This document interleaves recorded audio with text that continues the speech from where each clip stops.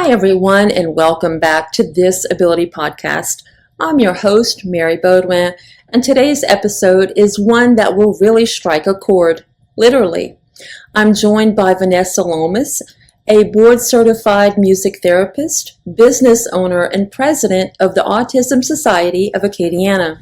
Originally from Mississippi, Vanessa's journey into music therapy began with a deeply personal experience, singing to her brother, who is a level 3 autistic adult, and witnessing the powerful way music unlocked his voice. That moment planted a seed that would grow into her life's calling. In this conversation, Vanessa breaks down what music therapy really is and how it's far more than just listening to your favorite tunes. It's a science-backed tool that can help premature babies leave the hospital sooner, improve mobility for people with Parkinson's, regulate emotions, and even teach important life skills. She shares fascinating examples like how she uses the ISO principle to match and guide a person's energy level through music, or how adaptive equipment and color-coded notes can make instruments accessible to people of all abilities. We also talk about her work with the Autism Society of Acadiana, how they provide everything from a Walmart of resources for families to support groups, grants for teachers and families, life skill classes, and safety programs like water training. And yes, we will discuss the real needs of nonprofits, how something as simple as sweeping the floor can be a huge help when volunteers step in. By the end of this episode, you'll not only have a better understanding of music therapy, but you'll also be inspired to think about the ways music touches all of our lives, sometimes in a way we don't even realize. So get ready for an eye-opening and heartwarming conversation with Vanessa Lomas.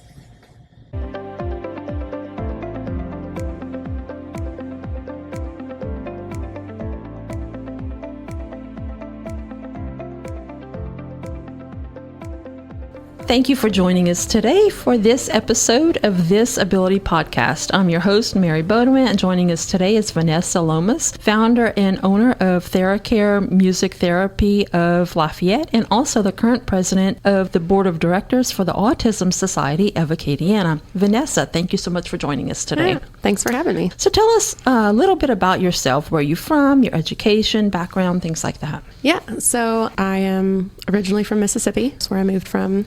My husband went to UL, kind of how we got in the Lafayette area. I went to school for music therapy, so I have a master's degree in music therapy from Florida State. I started working straight out of school, pretty much, and I've been working as a music therapist since 2010. You started an organization called TheraCare, am I pronouncing it right? Music therapy. So tell us about music therapy. What exactly is it? Yeah, I won't lie, I get that question a lot. Yeah. Most people do know, like intuitively, it's there. So we all listen to music, right? Mm-hmm. We all use music for whatever. Motivation at the gym, connection to life events. We sing happy birthday. We sing take me out to the ball game. We have music for funerals. There are just songs that we all know are parts of life. What we do is we basically just take that and we use it for therapy purposes. So if maybe you're needing to rehabilitate from an injury or surgery and your doctor and physical therapist are like, hey, I think learning to play the guitar would help you, they would refer you to a music therapist. If you are in a mental health crisis and you're struggling with emotions or things like that, you could be referred to a music therapist. Everybody connects with music. There's an emotional component with music. We all know that, again, intuitively, even if we're not necessarily thinking about it from the perspective of, oh, I listen to this song and it makes me happy, or I listen to this song and it finally lets me cry. We're not always aware of what it's doing for us. That's kind of what my job is to know those things. Some of it's way more scientific than that. So like premature babies, there's a device. It's called a PAL. It's a pacifier activated lullaby system. It's very scientific. So the baby moves the pacifier, the music starts. As the music therapist, I can make it harder and harder each time. So they have to move it more and they get less music. So they have to continue moving it in order to keep the music going. They learn to suck from a pacifier, which translates to drinking from a bottle, which means they get to leave the hospital sooner. So there is some very scientific components to using music to help people heal. That's very interesting. Yeah. I mean,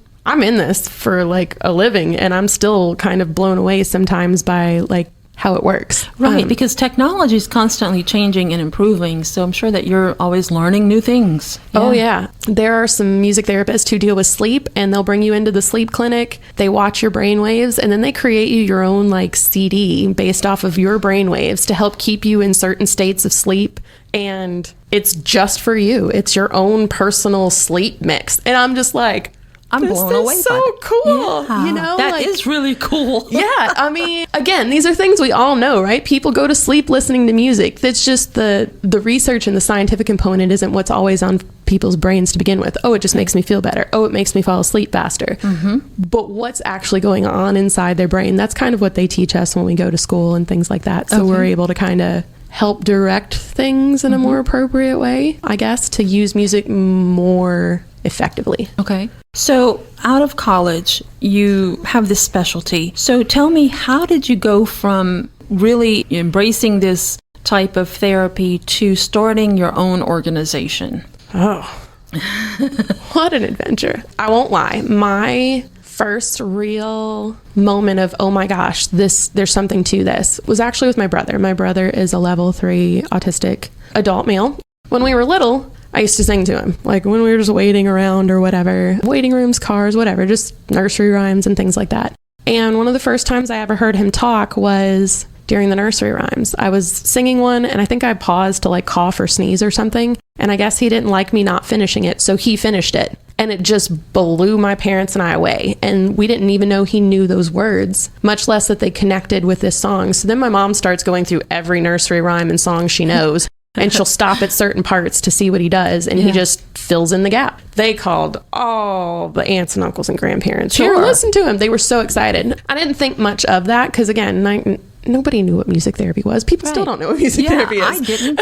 And then when I got older, I went to a camp for kids with autism, and I met a couple of college music therapists there who were volunteering at camp, and then the professor of my local college at that point in the game, the music therapy professor. And he just kind of was like, oh, you already play a musical instrument and you're already familiar with the special needs community and things like that. This might be a good job for you. And I'm like, nobody wants to be a starving artist for a living. Like, musicians don't make money unless you make it big, you know, and your chances of that are slim. And so I really just kind of wrote it off. And then I started college as a business major and absolutely hated and despised it. No offense, business people, but looking back on it now as a business owner, I wish I had kind of stuck with it.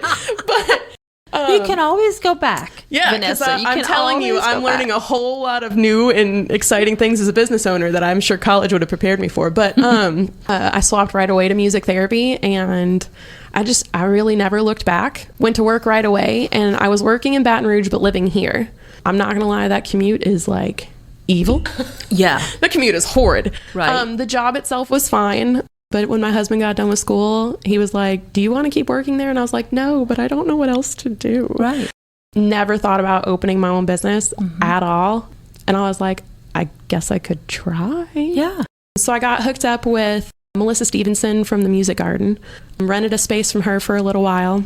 And yeah, just kind of went from there. I left being partnered with her during the pandemic and kind of struck out on my own. And yeah, that's kind of, it just sort of happened. Like there was no real thought into it, I guess. I never went out there with the whole idea that I was going to be a business owner and make my own career. And well, and that's how a lot of grassroots organizations starts from an idea and you just kind of go with it. Like I did with this podcast, you know, it just kind of developed on its own in my own little brain. Who is your target audience for music therapy? I won't lie. I mean, Lafayette's a little devoid of music therapy. I'm the only one practicing in town. Really? Yeah. I did not know that. So I will not turn anybody away. I will let people know when they come in, hey, look, this isn't necessarily a big area of expertise for me. I'm going to have to seek some outside mentoring and guidance from my community. I'd hate to be like, no, you can't have music. That just seems wrong. A majority of who I work with are people with autism, just because that is such a strong background for my family with my brother.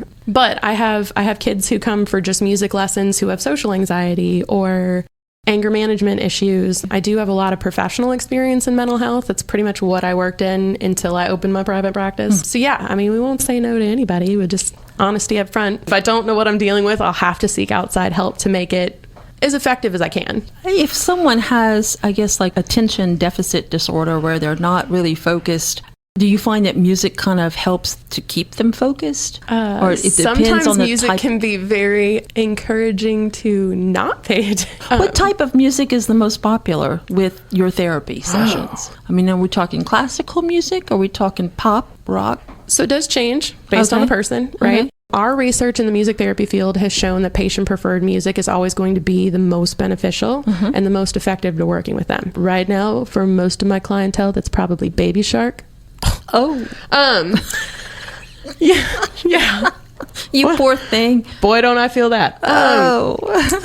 But it also changes culturally, right? Sure. Like here we have a lot of obviously Zydeco and Creole kind of music and things like that, which has been really exciting for me to learn. Never in 100 million years would have thought that an accordion would have any fascination for me.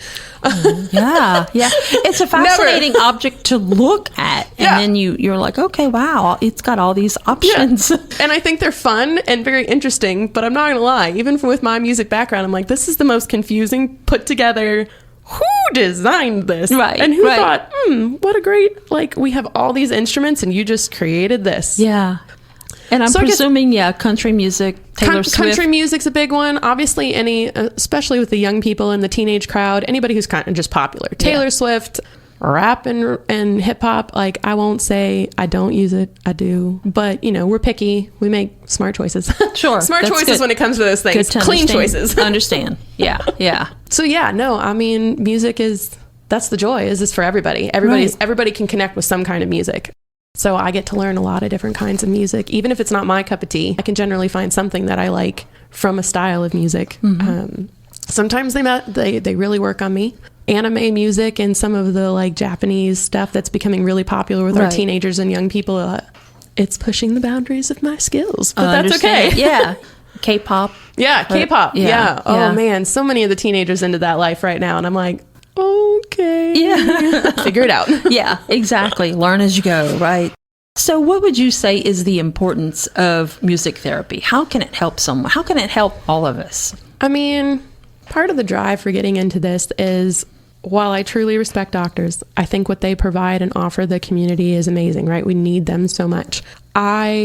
Personal philosophy is sometimes think that maybe prescriptions and surgeries and things like that could be maybe not a first choice. Mm-hmm. If I can alleviate stress and anxiety by teaching you coping skills through music and specifically curated playlists that, your heart rate is up here because your anxiety is up. You turn on the playlist that we've made together, that we've practiced our calming skills together with, and you calm down without being put on anxiety medication.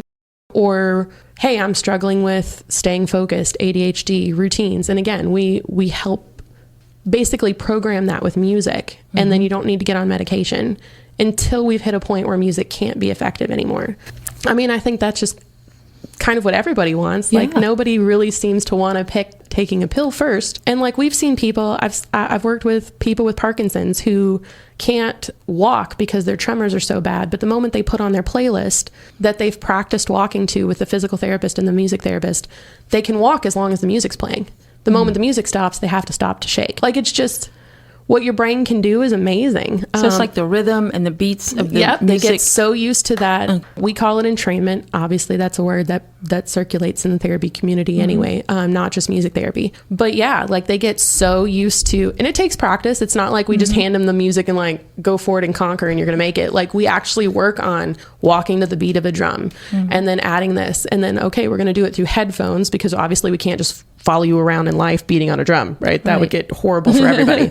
So things along that nature. Or if I get like a really, really hyper kid, we'll start with really like, it looks like chaos. If you were to come in at that point in time, it looks like I have lost my mind. It's loud, it's noisy, it's crazy. And then the next song's not going to be as loud and noisy and crazy. And then the next one's going to be even less. And the next one. And finally, when they leave, they're back to like, this is my emotional state of calm. Again, that's just something that they teach us in school. It's called ISO principle, bringing somebody from where they are, meeting them there and bringing them to where you want to be, or the other way. If they're super lethargic and I need to like pep them up, we gotta amp up here, Same idea. We start chill and build our way up until we're a little bit more awake and with life. Yeah. Do you teach people how to play musical instruments, or is it all? Oh yeah. Oh, you do. Yeah. Okay. Yeah. Sometimes if it's appropriate, absolutely. Okay. And then just sometimes, I mean, there's people who come in. Anybody could come in and be like, "Hey, Vanessa, like, I heard you on the podcast. I want to learn how to play the violin. Oh, okay, fine. I won't say no. Right. Music for everybody. Yeah. Yeah. But no, if it's appropriate, for sure. Are some people a little bit more capable in that area than others? Yes. Are there some modifications that can be made to help people be more successful? Sure. I can write music in colors. So you don't ever have to learn to read music. You can learn red means this,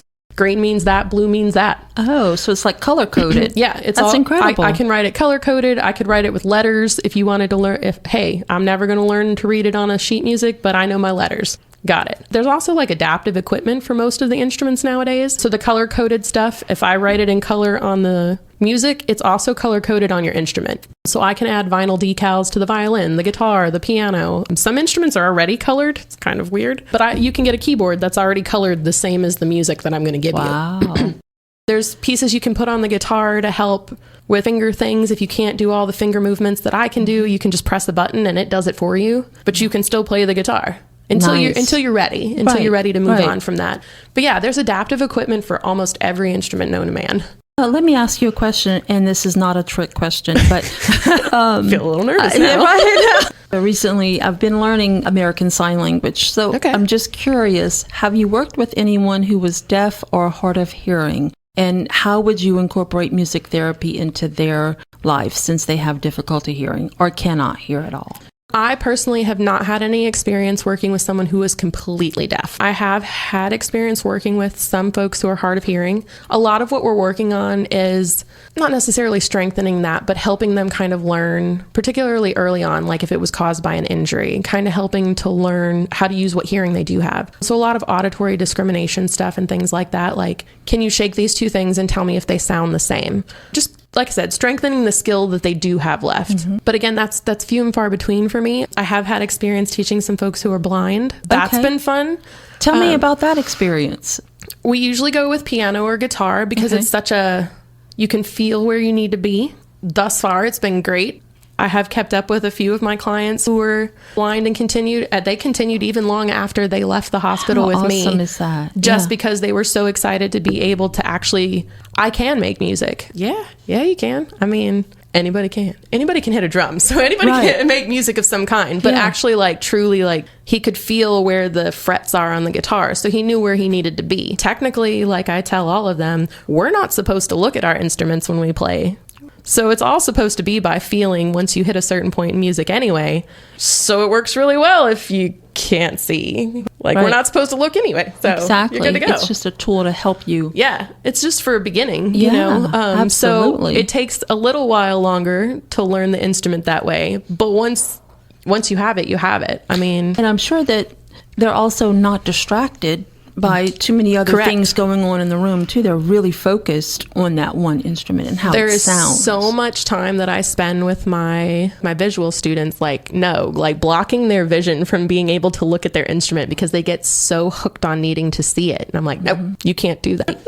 No, that's a great point. Yeah. I'm glad you brought that up because that's not even something I would have thought about. But of course, our podcast is all about people with special needs. And so having someone who is visually impaired, that just makes a lot of sense for them to try out some music therapy. Let's switch gears a little bit and talk about the Autism Society of Acadiana. Okay. I'm presuming that you got involved with them because you do have a brother who is autistic, but tell me about how that journey developed and how you became involved with volunteering for the society. Yeah, so I came on to the board of directors in 2020.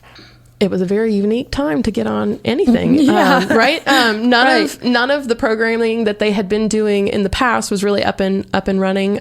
So yeah, I think 2020 and 2021, I wasn't really sure what I was doing or what we had going on. Right? Yeah, it was a confusing time for the whole world. But it kind of let me get into it all slowly and really like learn the chunks that I needed to learn. But yeah. I got a phone call one day from one of the people that worked there and was like, hey, look, we have some spots for some new board members. If you'd like to apply and interview, we'd love to maybe have you join up. So I did. And yeah, I've kind of been there ever since. I've served as the secretary for a little while. I served as the vice president under our most recent past president. And then in July of last year, took over for her. Yeah. And just kind of trying to keep it up and running and improve it a little bit before I hand it to the next person. Definitely. What type of programs are offered through the Autism Society, and how are they funded? Do you guys depend on a lot of fundraisers in the community, things like that? So everything for us is completely out of the goodness of other people's hearts, whether that's fundraising or donations or sponsorships. Everything that we get financially to do what we do comes from the community. And then programming wise, so the original kind of like bare basic beginnings was to have a resource center so that families with folks with autism could come and like, hey, you need to find a doctor in one of our parishes. We know those folks. Hey, you need to find a dentist. We know those folks. Hey, you need to find someone who can give a haircut. And so it was just kind of a Walmart of resources for family members to come and do. And then as funding allowed and requests were made by the community, we were able to add a little bit more over time. So now we're still a resource center, right? People can still come and get all that information. But we also run support groups. We have support groups for our dads and male caregivers, support groups for our dads and our male caregivers, our moms and female caregivers. We help kind of support 3 support groups for people with Asperger's and autism that are run by people with Asperger's and autism. And then we have our sibling support group for siblings from 5 to 17. Yeah, I think that's called STARS, right? I lead that. I'm a sibling and not a parent. So that's kind of one of the reasons that the board was interested in having me join up. Siblings aren't usually on, they can be, right? There's no rule saying they couldn't, but it's just not the norm. And then that transitioned to even more programming. So now we have things like our teacher mini grant program. It'll be opening in September. So teachers across Acadiana can apply for a grant from us to do something in their classroom. 3 times a year, we offer like family grants. If a family member's like, ooh, I'd really love for my kid to take a couple months of horseback riding, see if it's for them, or a couple of months of music lessons or whatever.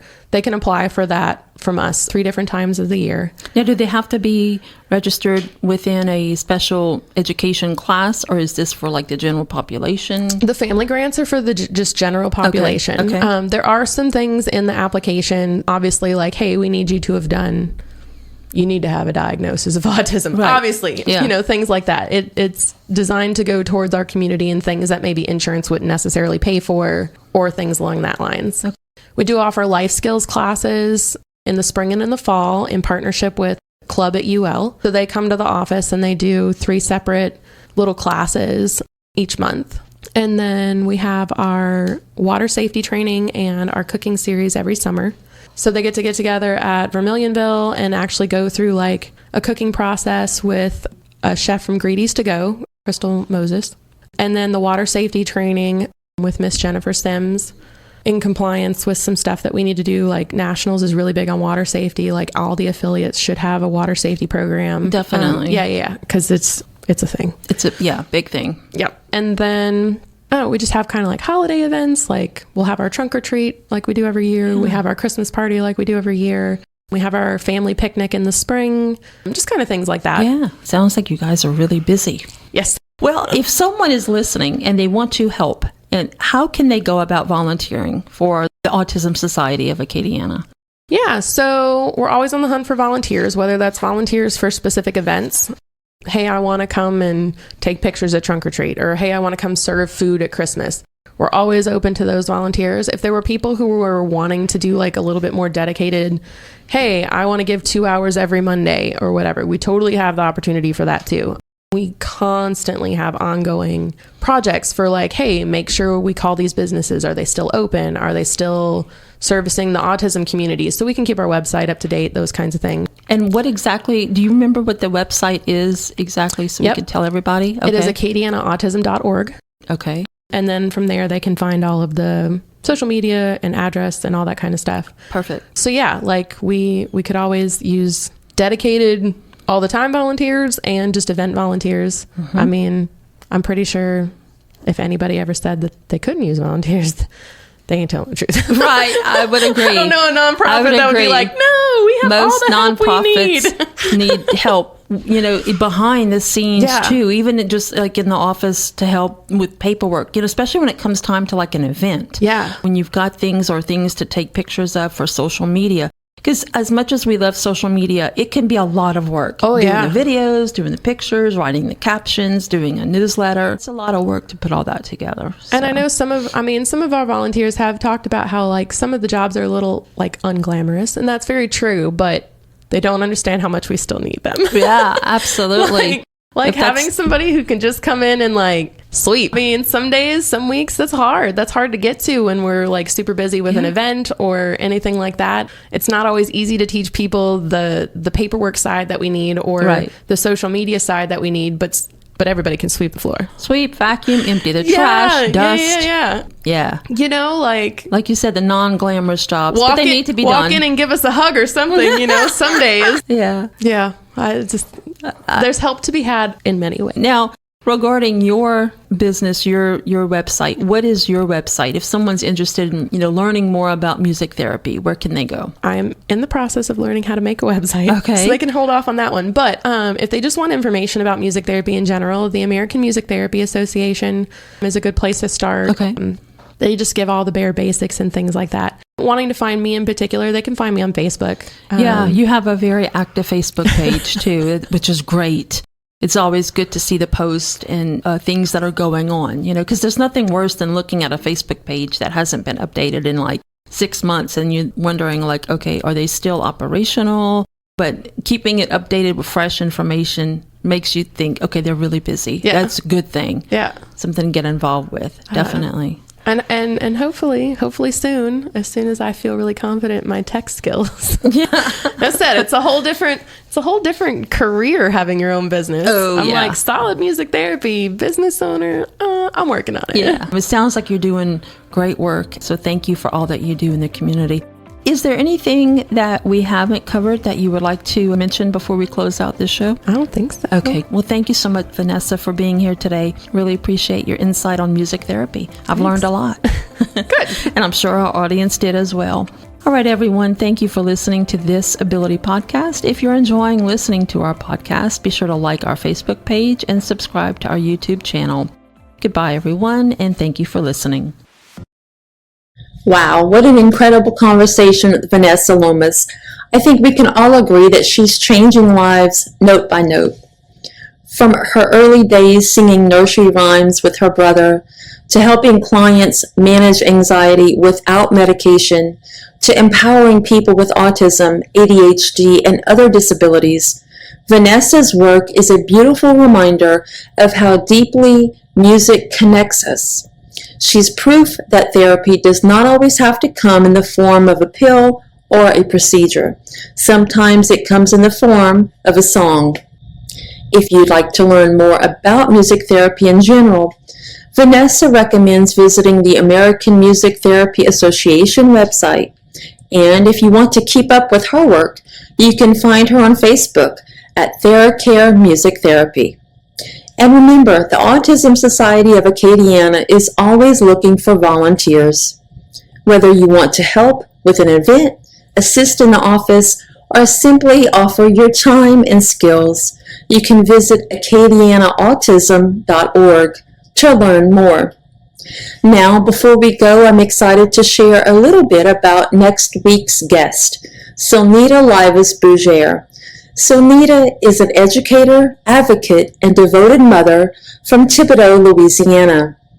After relocating to Lafayette following Hurricane Ida, she dedicated her life to autism awareness and special needs advocacy, inspired by her 13-year-old son, Rain. She's also the author of My Friend Rain and My Friend Rain and the Hurricane, children's books that introduce young readers to autism with empathy and kindness. In our conversation, Sonita also opens up about the emotional challenges that parents face, shares tools like her Thriving and Surviving 101 journal for special needs parents, and previews her upcoming book of positive affirmations for caregivers. Her story is filled with resilience, faith, and encouragement, and you will not want to miss that episode. Until then, thank you for listening, for supporting the disability community, and for believing in the power of stories to connect and inspire us all. From This Ability Podcast, I'm Mary Baudouin. Thanks for watching. Help us grow our audience by subscribing to our podcast on Spotify, YouTube, Amazon Music, Apple Podcasts, and other podcast networks. Additionally, if you enjoy listening to our podcast, help us to be discovered by leaving a rating or review of our episodes. This will connect us with other potential listeners and help us to expand our audience. From all of us at This Ability Podcast, we thank you for your ongoing support of our mission to unveil stories that inspire and enlighten others in the special needs community.